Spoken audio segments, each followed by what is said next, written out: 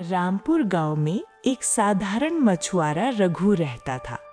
मेहनती, ईमानदार और संघर्ष से भरा हुआ। किस्मत उसके साथ नहीं थी, पर उसका दिल बहुत बड़ा था। हे नदी मैया, बस आज जाल में इतना आ जाए कि पिया की दवा ले पाऊं। 2 दिन से बुखार में उसका शरीर तप रहा है। मैं मेहनत तो पूरी करता हूँ, लेकिन अब बस आपकी मर्जी है। अरे रघुआ, आज फिर खाली चाल लेकर जाएगा क्या? तेरी किस्मत तो मानो तुझसे रूठ गई है भैया। किस्मत नहीं भुरवा भाई, आज नहीं तो कल मेरा भी किस्मत में अच्छा दिन जरूर आएगा। तू ऐसे ही उम्र बिता देगा रे रघु। हमारे काम से ज्यादा किस्मत साथ देती है और तेरी तो सोई पड़ी है। अरे भुरवा, तू अपनी नाव चला रे। रघु अपनी मेहनत से चमकेगा और तेरी हंसी तेरी दुश्मन बन जाएगी। अरे ओ नंदी, तू तो अपने दोस्त के पक्ष में ही बोलेगा रे। क्या सचमुच मेरी किस्मत सोई है? रघु पूरा मन लगाकर मेहनत करता है, पर नसीब जैसे कहीं खो गया था। लेकिन रघु हार मानने वाला नहीं था। आज फिर कुछ हाथ नहीं आया। क्या मेरे मेहनत में कोई कमी है या मुझसे कहीं कोई भूल हुई है? क्यों मेरे ही जाल में एक भी मछली नहीं आती? रघु उदास हो जाता है और घर की ओर जाता है।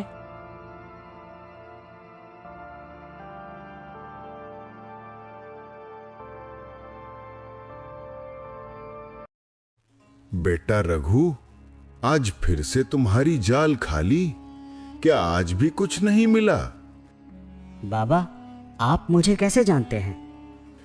इस नदी के सभी मछुआरों को मैं जानता हूं, पर तुम अलग हो। तुम्हारी आंखों में मेहनत है और दिल में सच्चाई।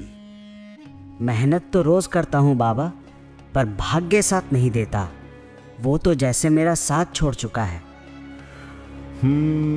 भाग्य छोड़ता नहीं बेटा, बस मेहनत करने वालों का परीक्षा लेता है, और जो इस परीक्षा में सही से पास हो जाता है वो उसे उपहार देता है। पर कब बाबा? कब आएगा वो सही वक्त जब भाग्य मेरे मेहनत का उपहार देगा? जब नदी तुम्हारी परीक्षा पूरी समझ लेगी। कल सुबह सूर्योदय से पहले नदी में जाना, और जो पहली चीज मिले उसे वापस पानी में छोड़ देना। पहली चीज? क्या बात कर रहे हो बाबा? मैं तो भूखा हूँ और मेरे घर में मेरी बेटी को तेज बुखार है। ऐसे में मैं कैसे किसी चीज को कैसे छोड़ सकता हूँ?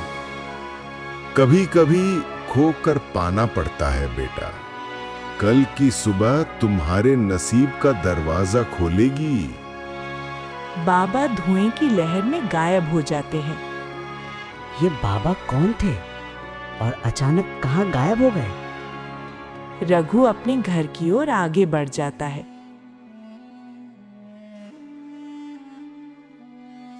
ए जी, आज भी कुछ नहीं मिला क्या? अगर ऐसा ही हाल रहा तो हम तो भूखे ही मर जाएंगे। तुम चिंता मत करो गौरी, सब ठीक हो जाएगा। अरे गौरी, मैं तो तुम्हें एक बात बताना भूल ही गया। जब मैं घर आ रहा था तब मुझे रास्ते में एक बाबा मिले। वो मुझे कुछ अजीब बात कह गए। कौन बाबा और कैसी बात? मुझे ठीक से बताओ रघु। जब मैं घर आ रहा था तो मुझे रास्ते में एक बाबा मिले और कहा कि कल सुबह सूरज उगने से पहले नदी जाना और पहली चीज जो मिले उसे वापस नदी में छोड़ देना। हम इतनी मुश्किल में हैं, ऐसे में कोई चीज छोड़ना? तुम्हें क्या लगता है कौन होंगे वो बाबा? मुझे पता नहीं है गौरी, पर उनकी बातों में एक अजीब सी सच्चाई थी, जैसे वो मुझे बहुत पहले से जानते हो। पापा, आप कल जरूर जाना। शायद हमारी किस्मत में परिवर्तन आने वाला हो। हाँ बेटा, मैं जरूर जाऊंगा। अगर कुछ कीमती मिला और मैंने छोड़ दिया तो? लेकिन अगर बाबा सच कह रहे थे, क्या पता कल का दिन सच में कुछ बदल दे। नसीब का दरवाजा हमेशा चुपचाप खुलता है, और रघु की किस्मत अब करवट लेने वाली थी। कभी कभी सुबह का पहला कदम ही नसीब का ताला खोल देता है, और आज रघु वही कदम रखने वाला था। बाबा ने कहा था पहली चीज वापस नदी में छोड़ देना।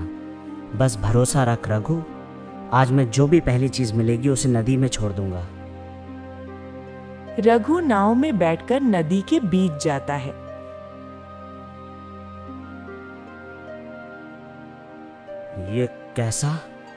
ये कैसा उजाला है? मैंने तो आज से पहले ऐसा कभी नहीं देखा। वो जाल खींचता है। जाल में एक चमचमाती सुनहरी मछली, आंखें पन्ना जैसी, शरीर से हल्की रोशनी निकलती है। अरे बाप रे, ये कैसी मछली है?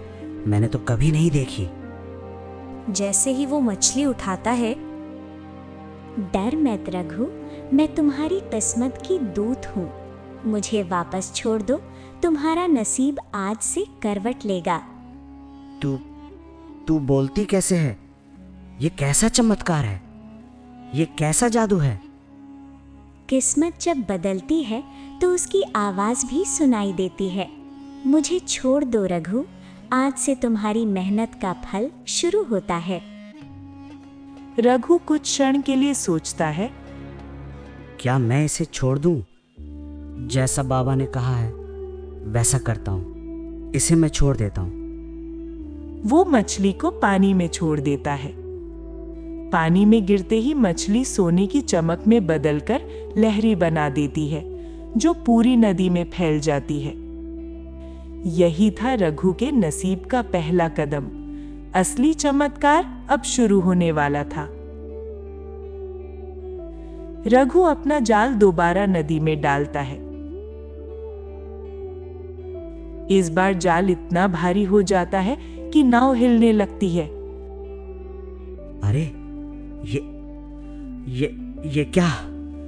ये जाल इतना भारी कैसे हो गया? वो जाल खींचता है। जाल बहुत सारी मछलियों से भरा हुआ है। छोटी नहीं बल्कि दर्जनों बड़ी बड़ी मछलियां। वो एक ही बार में उतना पकड़ लिया जितना वो 10 दिनों में नहीं पकड़ पाता था। हे भगवती, ये तो चमत्कार है। ऐसा कैसे हो गया? नदी किनारे कई मछुआरे आते हैं। भुरवा भी वहीं है। रघु, ओ रघु, ये सब तेरी नाव में क्या है रे? तूने तो आज नदी ही खाली कर दी। ये कैसे हो सकता है? ये रघु का जाल में इतनी सारी मछलियां कहाँ से आई? इतना पकड़ लिया इस गरीब रघुआ ने। हाँ? कुछ तो गड़बड़ है भैया, जरूर कुछ गड़बड़ है। वाह भाई, आज तो रामपुर में रघु का ही बोलबाला होगा। हा हा। देखता हूं इस किस्मत का खेल कब तक चलता है। रघु अपनी मछलियां बाजार ले जाता है।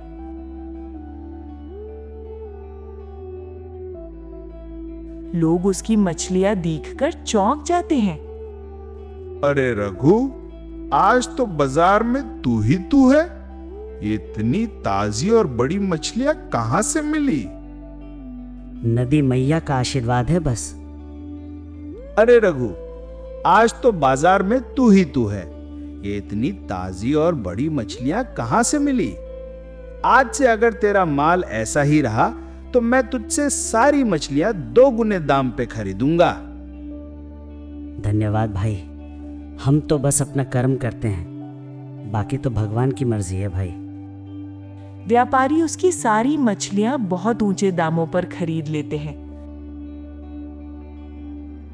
अरे रघु, ये इतने सारे पैसे? आज ये चमत्कार कैसे हो गया? आज नदी ने पूरा खजाना दे दिया रे गौरी। पिया की दवा भी ले ली है और हफ्ते भर का अनाज भी। पापा, आप सचमुच अब हीरो हो गए? हीरो नहीं बेटा, आज बस किस्मत ने साथ दे दिया। शुक्र है रघु, हमारे दिन भी बदलेंगे अब। जरूर गौरी, अब सब ठीक हो जाएगा। भुरवा ये सब देखता है, गुस्से से लाल होता है। ये रघु कैसे इतना मछली पकड़ पा रहा है? जरूर कोई बात है। मैं भी कल सुबह उसके पीछे जाऊंगा, पता लगाऊंगा आखिर सच क्या है। अगर उसके हाथ कुछ जादुई लगा है ना, तो वो मेरा होगा। आज पता लगाऊंगा ये रघु हर रोज कैसे इतना मछली पकड़ ले आता है। जरूर कुछ राज है। जलन कभी कभी इंसान की सोच को अंधा कर देती है और भुरवा का मन अब लालच से भरा हुआ था। बस अब सुबह का इंतजार है। रघु, तुम्हारा नसीब अब मेरा नसीब बनेगा। वो रघु के घर की जासूसी करता है और सुबह होने का इंतजार करता है। रघु जाल लेकर निकलता है। भुरवा दूर से पीछा करता है। कितने दिन हो गए, नदी जैसे मेरी बहन बन गई है। अब खाली नहीं भेजती अब से।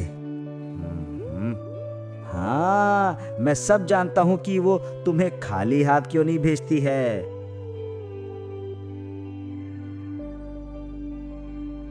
हे भगवान, ये क्या है? ये तो जैसे मुझसे बात कर रहा हो। आहा, अब मैं सब समझ गया।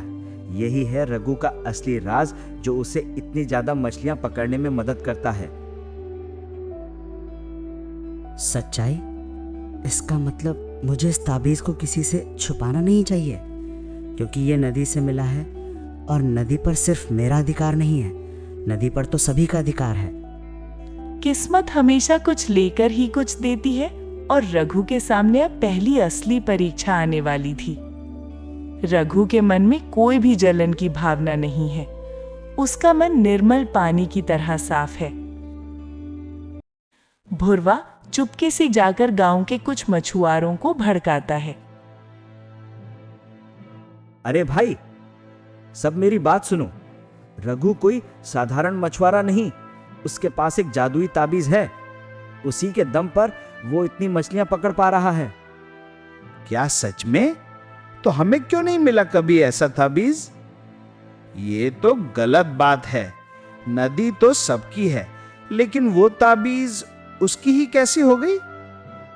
हाँ, और तुम्हें पता है, वो ताबीज नदी के देवता का है। अगर गलत इंसान के हाथ में रहा तो गांव पर विपत्ति आ सकती है। तो हम क्या करें भुरवा भाई, तुम ही बताओ। सुनो, जो मेरा प्लान है उसे मानो। आधी रात को हम रघु के घर चलेंगे और उससे वो ताबीज छीन लेंगे। वो अकेला ही क्यों कमाए, हमें भी कमाने का अधिकार है। क्यों भाइयों? गांव वाले डर और लालच में भुरवा के साथ हो जाते हैं और सब लोग वैसा ही करते हैं जैसा भुरवा उनसे कहता है। रघु घर लौटता है। गौरी और पिया खुश है, लेकिन रघु के चेहरे पर चिंता है। रघु, आज फिर इतनी सारी मछली पकड़ लाए, लेकिन तुम्हारा चेहरा इतना उतरा हुआ क्यों है? गौरी, आज जाल में मुझे एक ताबीज मिला और मुझे लगता है ये कोई साधारण ताबीज नहीं है। कैसा ताबीज और क्या है उस ताबीज में ऐसा, बताओ मुझे। पता नहीं, लेकिन एक बात साफ है, ये सिर्फ मेरे लिए नहीं, पूरे गांव के लिए है। तो मैं इसे सभी मछुआरों के साथ बांटने के लिए तैयार हूँ। पापा, नदी मैया गलत चीज कभी नहीं देती। हाँ बेटा, वही सोच रहा हूँ। रात गहरी हो चुकी है। रघु तावीज एक कपड़े में लपेट कर रखता है और सो जाता है। बाहर भुरवा और उसके लोग चुपचाप पास आते हैं, हाथों में डंडे और बोरे लेकर। धीरे धीरे, कोई आवाज मत करना, नहीं तो रघु उठ जाएगा। ये थी वो रात जब लालच और सच्चाई आमने सामने होने वाले थे। भुरवा धीरे से रघु के कमरे में जाता है। गौरी और पिया दूसरे कमरे में सो रहे हैं। भुरवा तावीज ढूंढता है। उसे तावीज मिल जाता है। हाँ, ये रहा, मुझे मिल गया। अब मेरी किस्मत चमकेगी और मैं माला माल हो जाऊंगा। पूरे गांव में मेरा ही सिक्का चलेगा। हाँ। अरे, ये क्या क्या हो रहा है? ये क्या हो रहा है? रघु कमरे में आता है और भुरवा को तावीज के साथ पकड़े देखता है। भुरवा, तुम यहाँ क्या कर रहे हो? क्या तुम ताबीज चुराने आए हो? रघु, मुझे ये ताबीज चाहिए था। तू इतना अमीर इसी ताबीज के कारण हो। मैं सब जान गया हूँ, इसीलिए मैं इसे चुराने आया था। अरे भुरवा, मैं इतना अमीर इस ताबीज की वजह से नहीं, बल्कि अपने परिश्रम और कड़ी मेहनत के कारण हूँ। नसीब हमेशा सच्चाई की तरफ रहता है और अब तावीज को भी फैसला लेना था, कौन सही और कौन गलत। हे नदी माता, आज मेरी आखिरी कोशिश है। जो होगा देखा जाएगा, लेकिन मैं हार मानने वालों में से नहीं हूं। चल भाई, आज तेरे हाथ कुछ बड़ा लगेगा। बस भगवान पे भरोसा रखना, मछली याद रखना और अपना पुराना जाल भी याद रखना। अरे नंदी भैया, तू बस घर जाके सो जा। तेरे जैसे दोस्त की दुआ ही काफी है मेरे लिए। नदी के बीच पहुंचकर रघु अपना जाल डाल देता है। रात लंबी थी, पानी ठंडा था और किस्मत अभी तक नहीं मुड़ी थी। लेकिन हर अंधेरी रात के बाद एक सुबह तो होती ही है। ये क्या, इतना भारी तो पहले कभी नहीं था। वो पूरे जोर से जाल खींचता है। ये कौन सी मछली है? मैंने तो आज से पहले ऐसी मछली कभी नहीं देखी। डर मत रघु, मैं तेरे लिए ही आई हूँ। तू बोलती कैसे है? जिनको दुनिया ठुकरा देती है, उनका सहारा किस्मत का जादू बन जाता है। मैं तुझे कोई वस्तु नहीं दे रही, मैं तुझे तेरी किस्मत लौटा रही हूँ। याद रखना, सही रास्ता हमेशा मेहनत का होता है। मैं जा रही हूँ, लेकिन तुम्हारा जीवन अब बदलेगा। सच और ईमानदारी को कभी मत छोड़ना। अगले ही क्षण सुनहरी मछली पानी में कूदती है और गायब हो जाती है। रघु अपने जाल को नाव से खींचता है और देखता है उसका जाल मछलियों से भरा हुआ है, इतना कि नाव झुकने लगती है। हे भगवान, ये कैसे हो गया? गौरी, पिया, आज हमारा दिन बहुत अच्छा है। अरे रघु, इतना ही सारी मछलियां कहां से लाया भाई? इतनी ताजा मछलियां तो तेरे पास पहली बार देखी है। भाई, जो दाम बोलोगे वही दाम दूंगा। सभी की सभी मछलियां दे दो। भुरवा, जो हमेशा रघु का मजाक उड़ाता था, गुस्से से भर जाता है। ये कैसे हो सकता है? कल तक जो खाली नाव लेकर घूमता था ये रघु, आज इतनी सारी मछलियां। कुछ तो गड़बड़ है। ये भाग्य नहीं, कुछ और ही बात है। अगले कुछ दिन रघु की किस्मत चमकती जाती है। हर दिन उसके जाल में भरपूर मछलियां आती हैं। उसका हालात अब पहले से ठीक होने लगता है। एक शाम रघु अकेले नदी किनारे बैठा होता है। तभी रामधर बाबा फिर उसके पास आते हैं। तो रघु, नसीब का कमाल देख लिया? बाबा, आपने सही कहा था। मेहनत कभी बेकार नहीं जाती। जो हमेशा भाग्य के सहारे रहता है, वो कभी भी आगे नहीं बढ़ता। याद रख, जादू सिर्फ उन पर असर करता है जिनका दिल साफ हो। और देख, तेरी कहानी अभी खत्म नहीं हुई। मतलब? बाबा रहस्यमयी मुस्कान देकर चले जाते हैं और रघु गहरी सोच में पड़ जाता है। दूर नदी किनारे रामधर बाबा खड़े दिखते हैं। उनकी मुस्कान पहले से ज्यादा चमक रही है। नसीब उसी का बदलता है जो दूसरों का नसीब बिगाड़े बिना मेहनत करे। धीरे धीरे बाबा धुन में गायब हो जाते हैं। गौरी और पिया का जीवन सुरक्षित हो गया है। नंदी अभी भी वही मजाकिया दोस्त है, लेकिन अब वो रघु को लकी राजा कहकर बुलाता है और भूरवा भी अब रघु का सच्चा साथी बन चुका है।